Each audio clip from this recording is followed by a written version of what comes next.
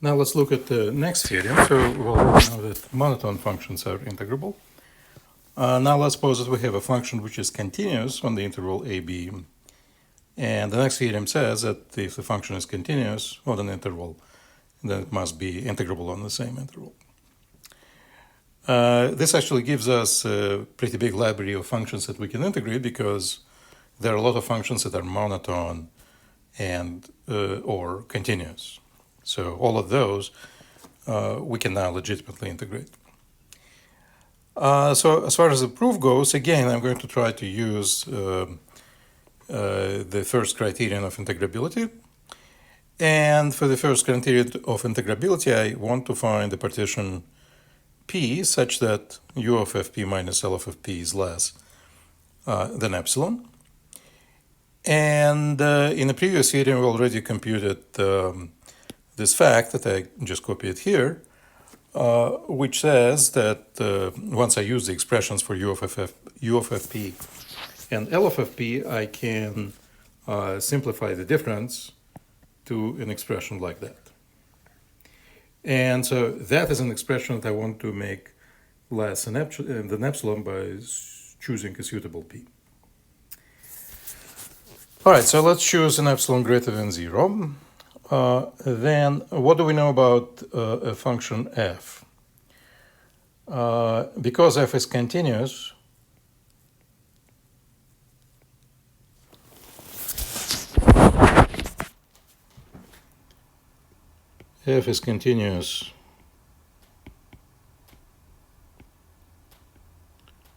on the closed interval ab.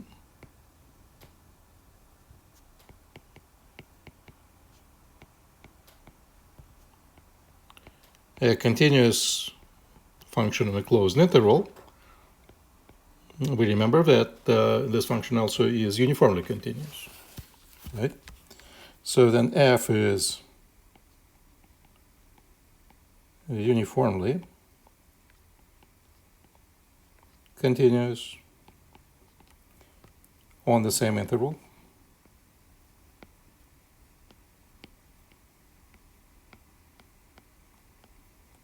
And because it's uniformly continuous on this interval, for my chosen arbitrary epsilon, there exists a delta greater than 0, such that if I have two numbers, t, let me call it something, ta,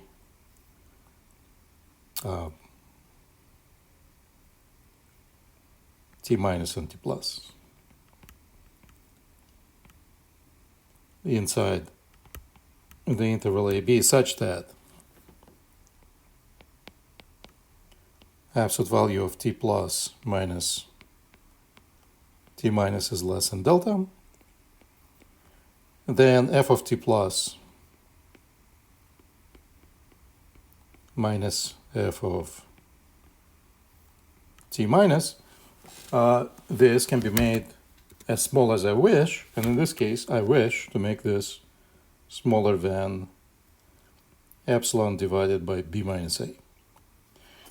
And it will be clear very shortly why I won't.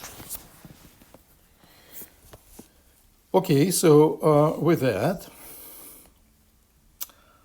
so now let P be a partition of AB with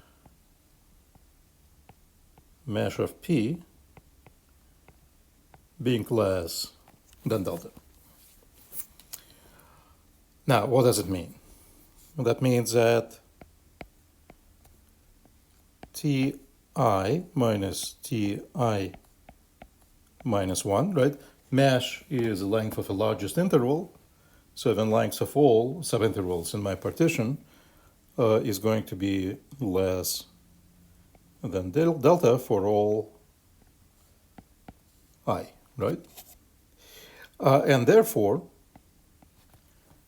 because ti minus 1 is less than delta, then by my previous statement, f of ti plus ti minus f of ti minus 1, that must be less than epsilon divided by b minus a. So f of ti minus f of ti minus 1, this should be less than epsilon over b minus a. All right, and then I return to this expression here. So then what have I got? I got that u of fp minus L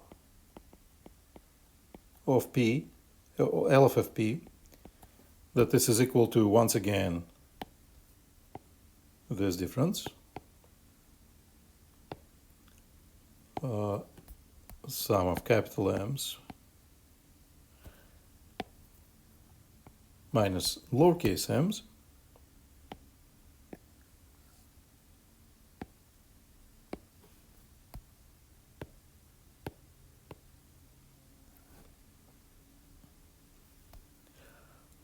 times ti minus 1, right? Ti minus 1, yes. Okay, but then what is m of f of ti minus 1 ti? That's the supremum, and in fact, because my function is continuous, the supremum actually is a maximum. So capital M is a maximum of my function on the interval ti minus 1 to ti.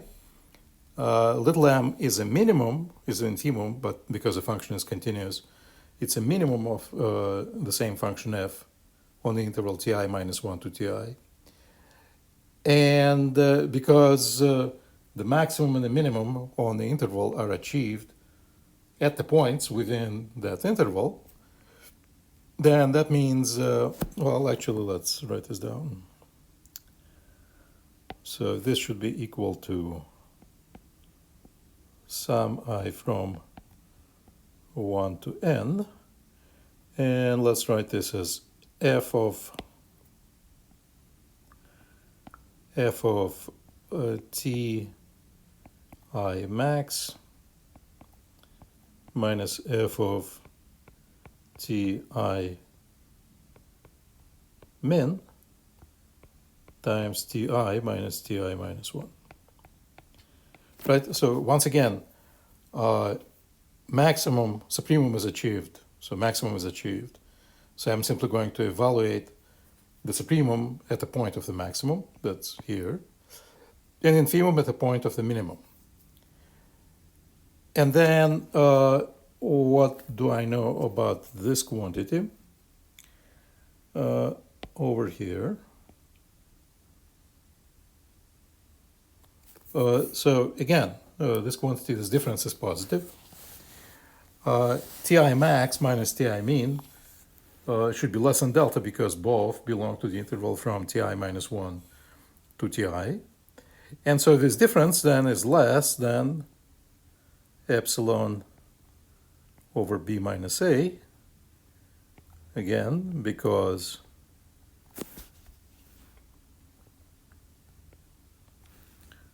Ti max and Ti min are inside the interval from Ti minus 1 to Ti.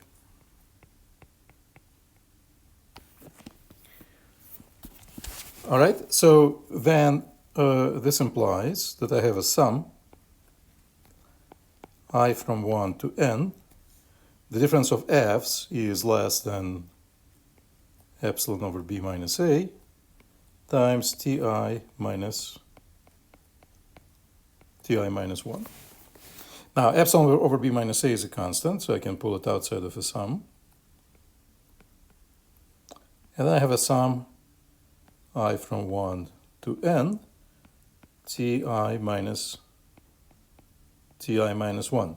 And I hope that you again are able to recognize that what I got is a telescoping sum, because this is epsilon over b minus a, I have a factor. Then inside I'll have t1 minus t0, if I expand the sum, plus t2 minus t1, plus t3 minus t2, plus etc., plus tn minus tn minus 1. Right? T1 goes away, T2 goes away, T3 goes away. The last term that goes away is Tn minus 1. So you end up with epsilon over b minus a times Tn minus T0. But we remember that Tn is b and T0 is a. So this is times b minus a. B minus a cancels out, and we get epsilon. Right, so U of fp minus L of fp is then less than epsilon, so p is the partition that is a partition that we're looking for, and so that means that we're done by the first criterion of integrability. So therefore, f is integrable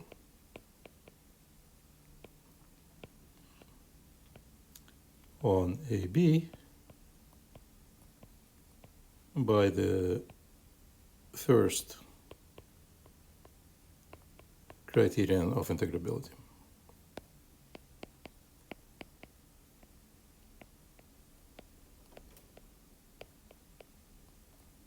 So we're done with this example.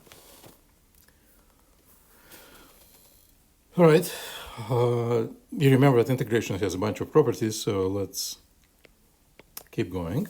So now that we know that we can integrate continuous and monotone functions, the question is how can we combine different functions? So if f and g are integrable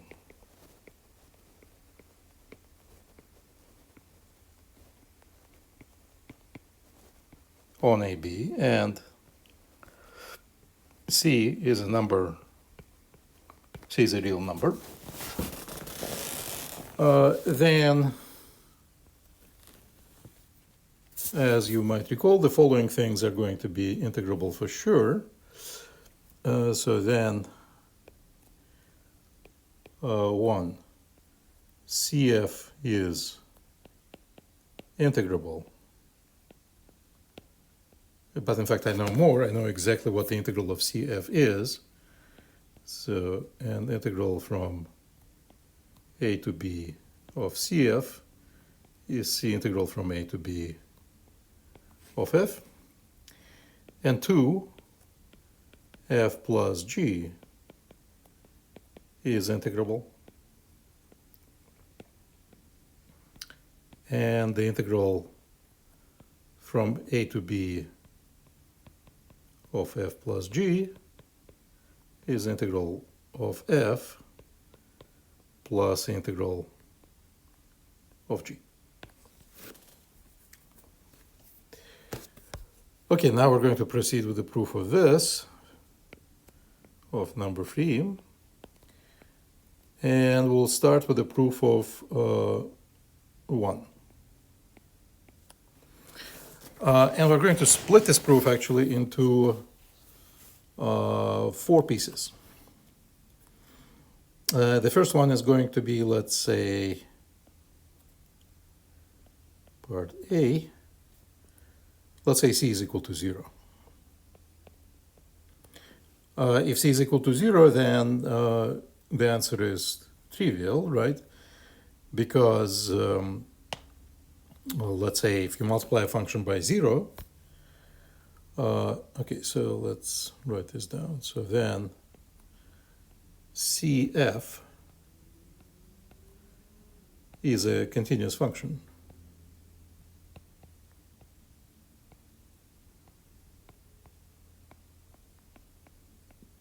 Function on AB, regardless of what f was, right? F in our situation always is a bounded function. If I take a bounded function, I multiply it by 0, I get 0 everywhere, right? And then 0 is a continuous function. And if 0 is continuous function, then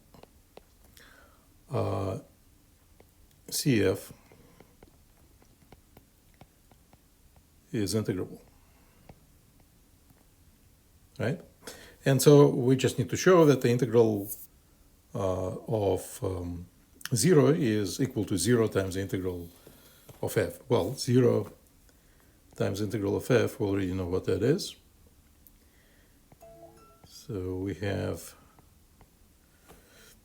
0 times integral from a to b of f. That definitely is equal to 0, right? There is not much that you can say here. But also, what is the integral of 0? Right, we have not really computed it. Maybe it's a good idea to actually compute it now. So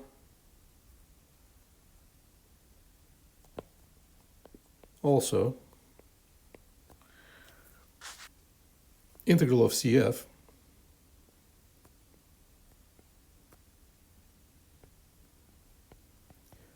is equal to the integral from a to b of 0, and of course the answer is obvious, but we just want to demonstrate this.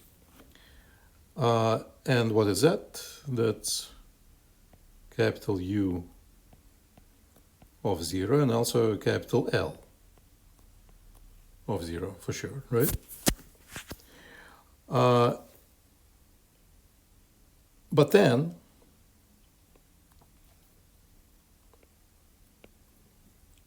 we also have that U of 0p, right? The upper Darboux sum for 0. Well, if the function is 0, then its suprema everywhere are 0, so U of 0p is 0.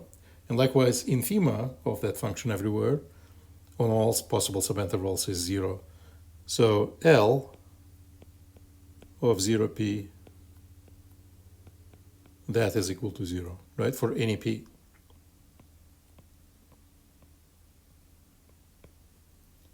And then in that case, U upper Darboux integral of 0 and lower Darboux integral of 0 are both equal to 0, right? Because you'll have to take suprema of zeros or infima of zeros. And so then referring to this statement, so therefore integral of CF is equal to, let's say, U of 0, which is 0, right? And that is, of course, the same thing as 0 times integral from a to b of f, and so we're done in that case. Number 2. Number 2, let's suppose that C is greater than 0, right? And we want to see what we can say in this case. All right, so in this case, of course, let's choose a partition P. Let me see something here. So choose any partition P.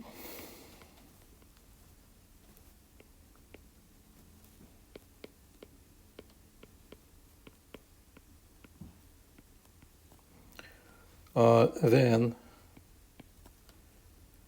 U of fp minus L of fp again is going to be something that I eventually would want to make less than epsilon.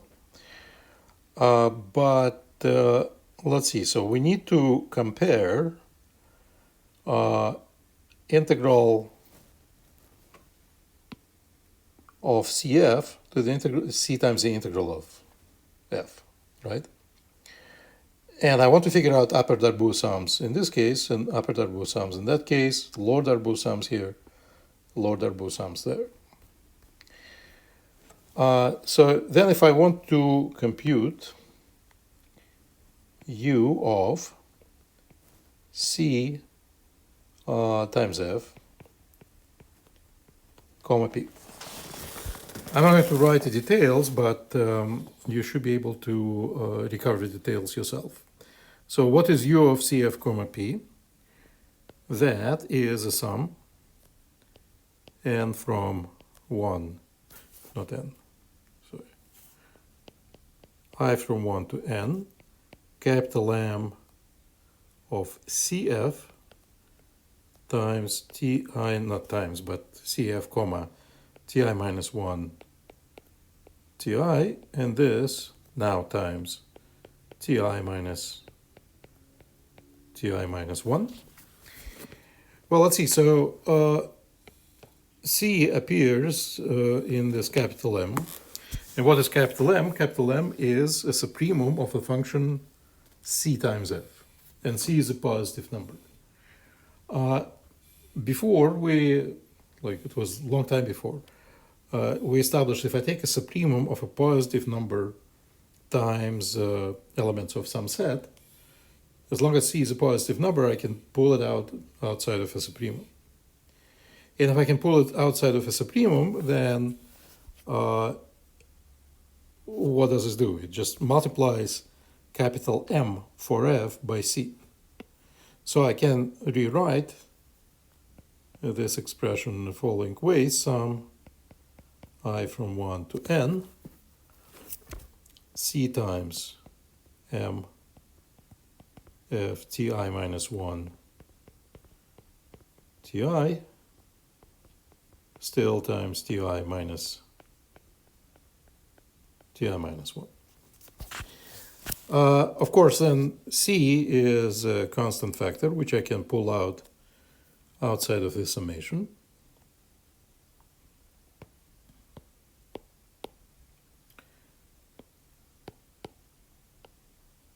And then we just observe what sort of thing this new sum is. It's capital M of F Ti minus 1 Ti times Ti minus 1, and that is nothing else but an upper Darboux sum for F on the same interval AB, right? So this is the same thing as C times U of FP. Likewise, if I do the same thing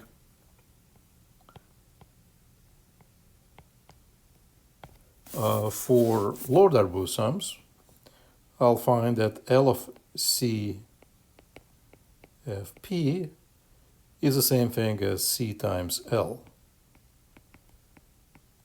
of FP. Okay? All right, so then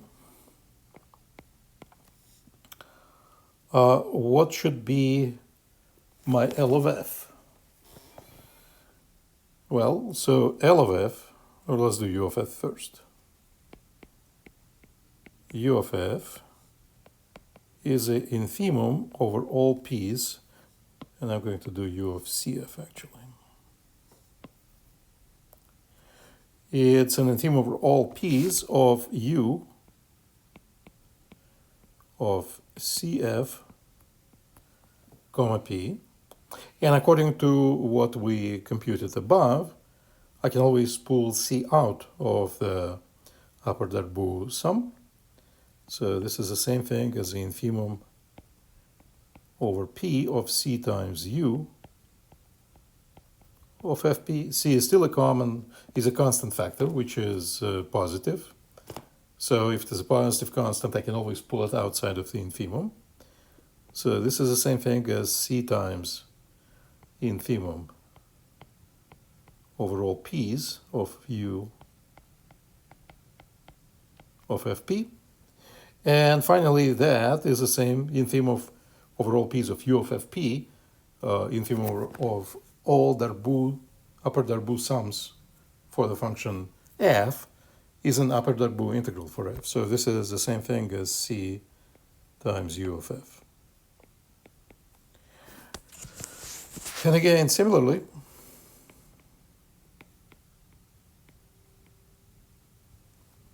we can find that L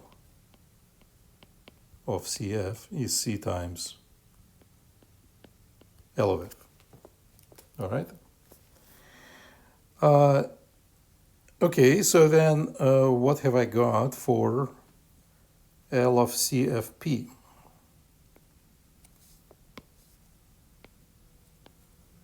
L of C,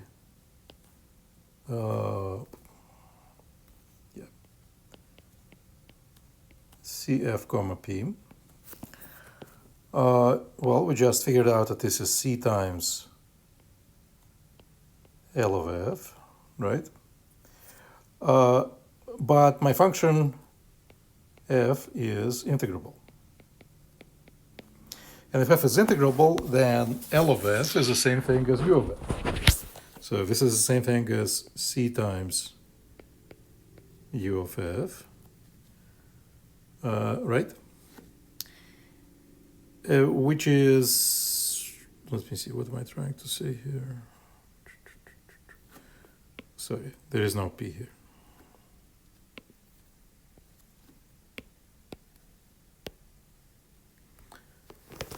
Right, so lower Darboux integral of CF is C times the lower Darboux integral of F.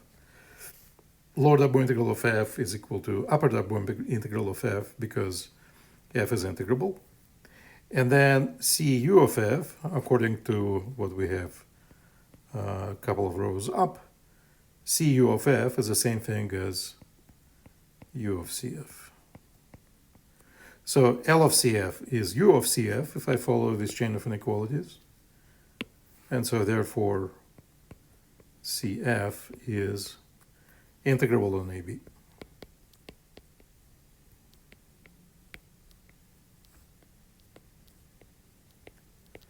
But I can actually say more.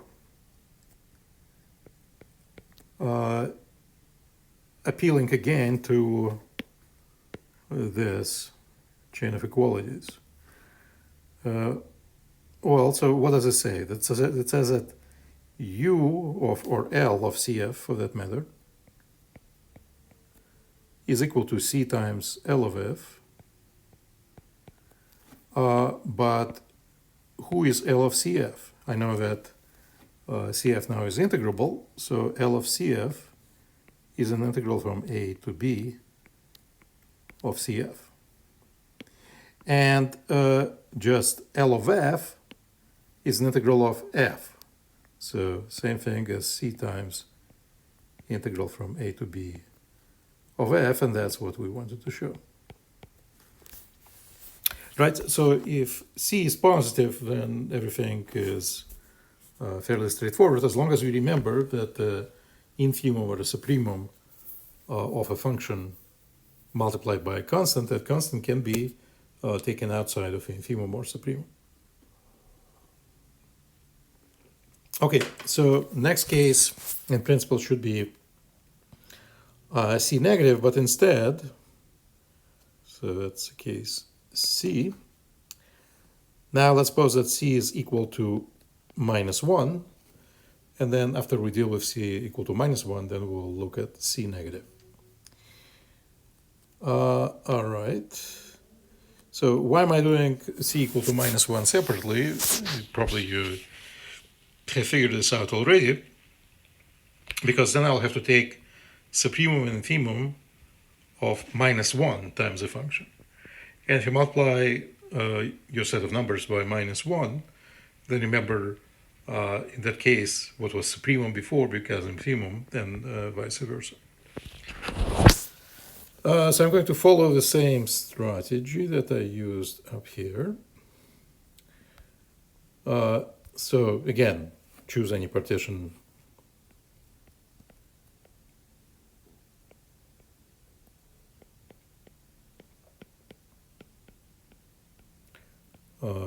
P of AB. And then I want to compute the same U of CF, L of CF business. So then, let's start from here.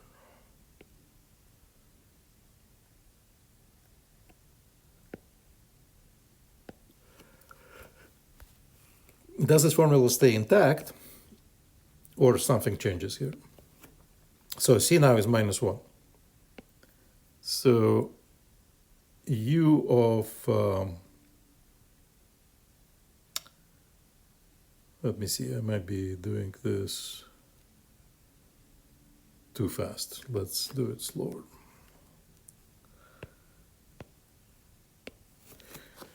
Okay, so then if I look at capital M of minus F, comma, Ti minus 1. Is this related to capital M of F or not? So what's capital M? Capital M is a supremum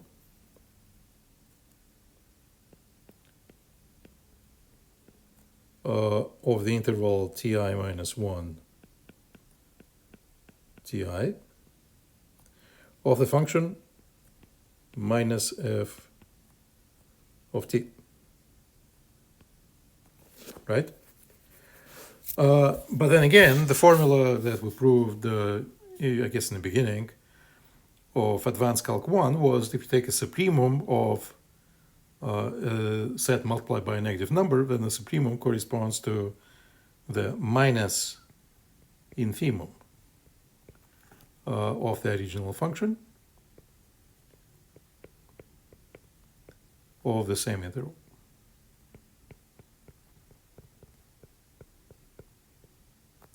I don't want to go to re-explain this, but again, supremum of the set where each number is multiplied by a -1, it's the same thing as minus infimum of the same set. All right, but then what is infimum of f of t? That is little m, right? Infimum on the interval from Ti minus 1 to Ti. So this is the same thing as minus m of f Ti minus 1 Ti.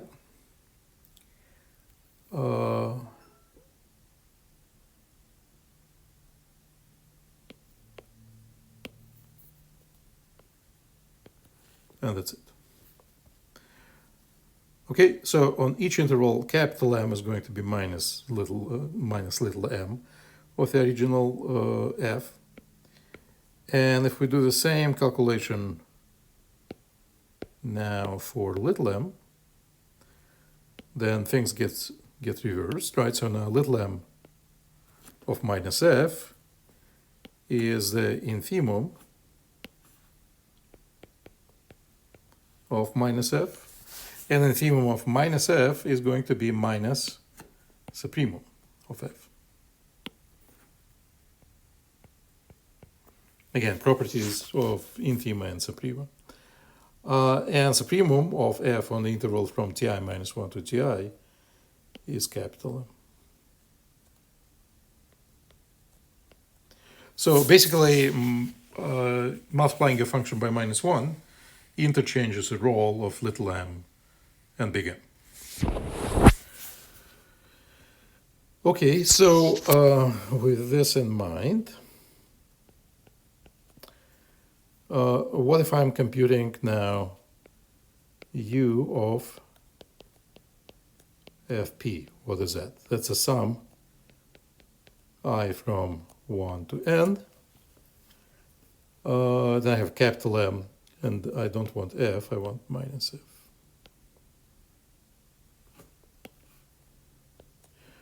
I have capital M of minus f Ti minus 1 Ti times Ti minus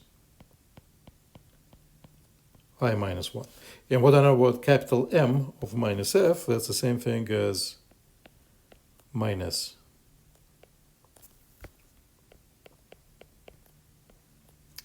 lit lamp.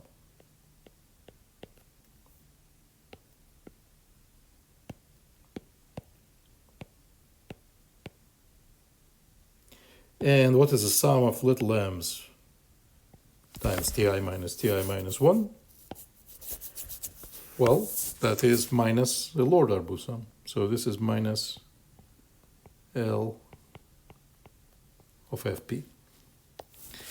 And likewise, by doing the same formula for L of Fp,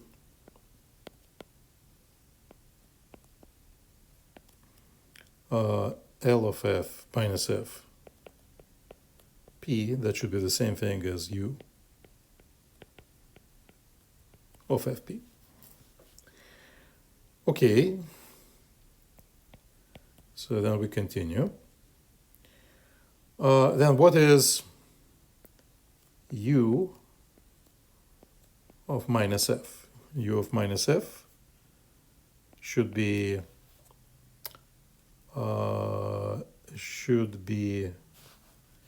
the supremum over all possible partitions of U of minus F comma P. How is this related to the original function? Well, U of minus Fp is the same thing as minus L of Fp. So this is the supremum over all P's of minus L of Fp. And if I'm multiplying something by a negative sign, and again, making a mistake here because U of minus F is not a supremum but the infimum.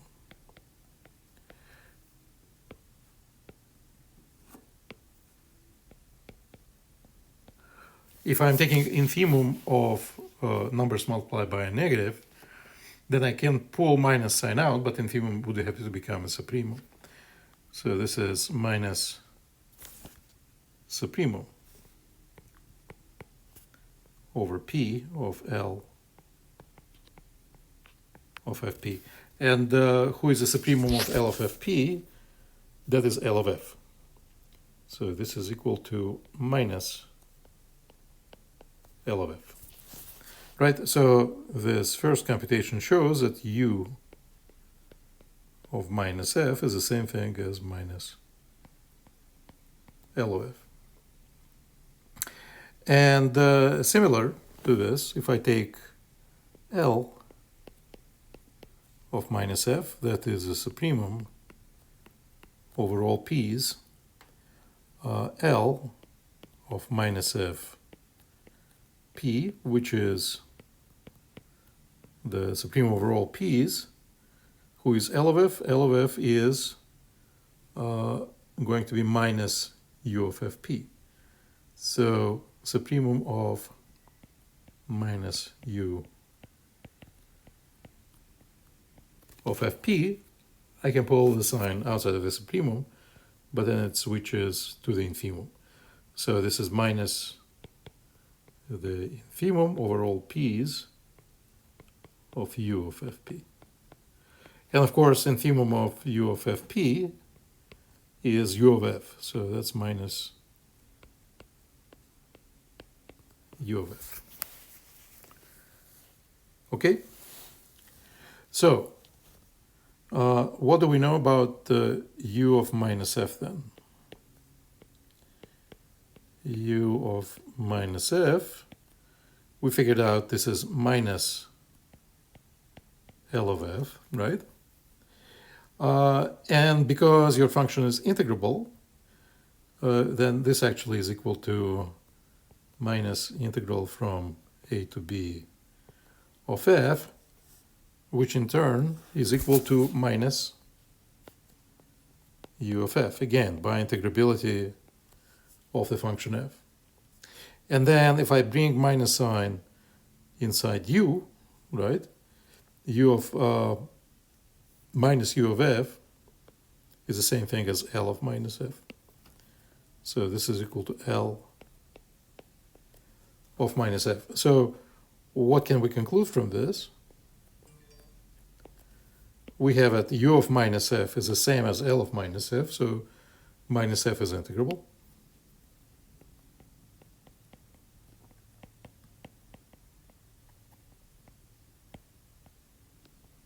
On the interval AB. And, well, u of minus f is equal to minus integral from a to b of f. And u of minus f equal to L of minus f, that's the integral of minus f. So integral from a to b of minus f is the same thing as minus integral from a to b of f. And so we're done here. And it only remains to prove the last statement, number 4. What happens if c is less than 0? All right, so then I'm computing integral from a to b of cf, right?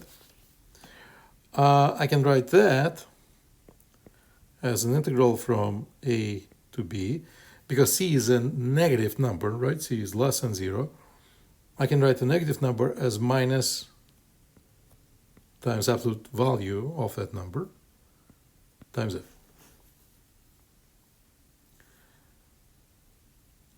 Okay, so what is minus times absolute value of the number? That's basically minus 1 times absolute value of c times f. And I know by now that minus 1 I can pull out. So this is minus 1 integral from a to b absolute value of c times f. And now integral of positive constant times the function, I can always pull the constant out as we already showed. So this is minus 1 times c integral from a to b of f. And of course, minus 1 times c is my original negative number minus c integral from a to b of f. And so we're done once again. And I'm going to continue with properties during the next lecture.